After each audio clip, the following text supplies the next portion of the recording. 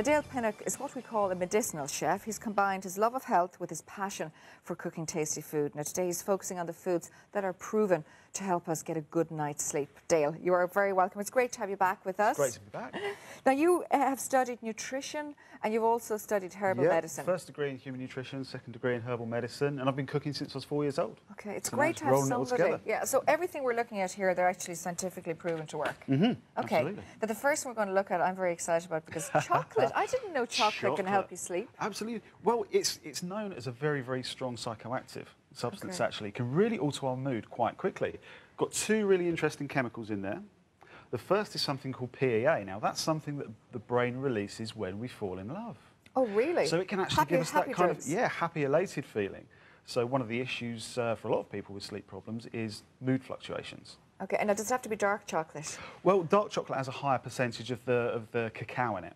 Okay. The actual bean that contains all these wonderful chemicals. The other thing in there is something called anandamide. Okay. What is that? It's known to be a calming substance, and again, it also elevates mood. All right. So it can put you in a really, really good state of mind. Oh, very good. Okay, beside that is valerian. Now, we've often heard about valerian, and you'd have this ingredient in a lot of the natural sleeping preparations you can buy. Yeah, absolutely. It's one of the oldest traditional remedies for sleep problems on the planet, really. Known as a central nervous system relaxant. Okay. So it's like got a mild sedative action, but it's also a muscle relaxant as well. So, if you're kind of gearing up to go into bed and you just want to help yourself relax a little bit deeper, valerian can help that. Okay, and now beside that is lavender. Now, I love burning lavender. It just smells amazing. Just one whiff and you start to calm down, right? Does it activate your brain in a certain way? Works on the central nervous system. Actually, again, just calms you down. Okay.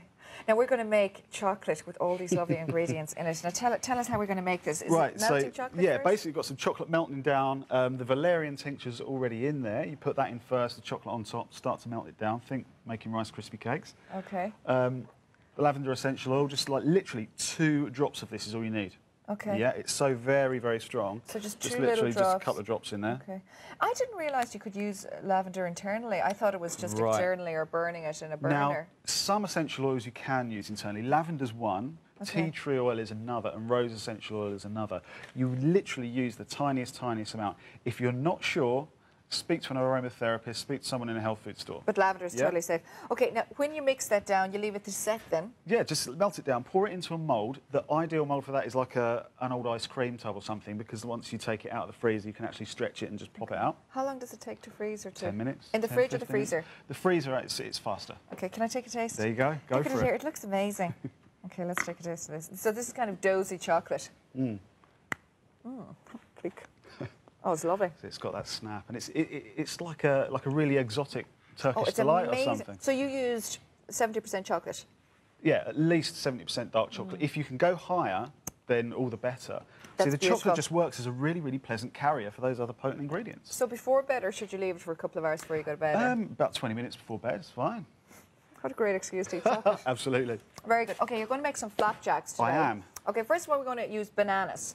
Now, explain what's so good about bananas. Right, bananas are very, very high in the amino acid tryptophan. Okay. And what tryptophan is, that's actually the chemical precursor for serotonin, which is a neurotransmitter in the central nervous system that, amongst other things, regulates sleep patterns. Oh, very good. And can actually help you drift off. Okay, oats. Okay.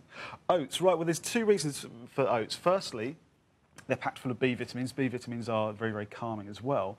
But also, whenever you have a tryptophan-rich food, you need to make sure that you've got a complex carbohydrate alongside it.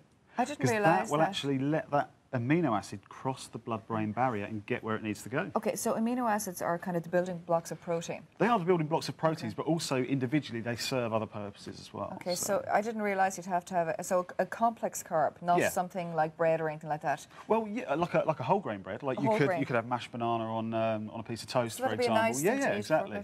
Okay, now we're using flax seeds as well. They're full of the omegas. Ground flax seeds, yeah, really, really high in omega-3 fatty acids. Huge amounts of evidence for the actual role that omega-3 plays in stabilising mood, calming people down.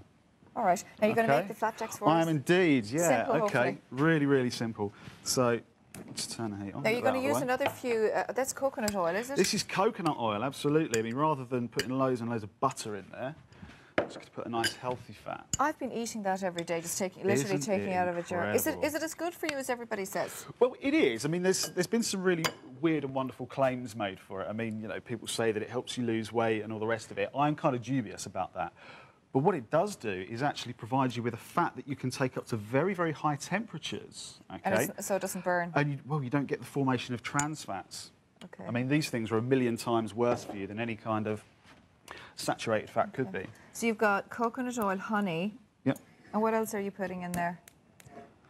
Peanut butter. Oh, peanut butter. Yeah, because that flavour, banana and peanut butter, is just a match made in And peanut heaven. butter is very good for you as well if you use it without the sugar. It is. If you get a decent quality one, a really, really high quality one, there's loads and loads of minerals in there. There's magnesium. Okay. Okay. Magnesium, again, it's a relaxant. It's a muscle relaxant. Okay. So you let that Yeah, you let all that do bind its together. thing. And you just put in the oats and the banana. Yeah, once the coconut oil starts to melt, you will see that the actual peanut butter will break down in it as well. Okay. So that's there.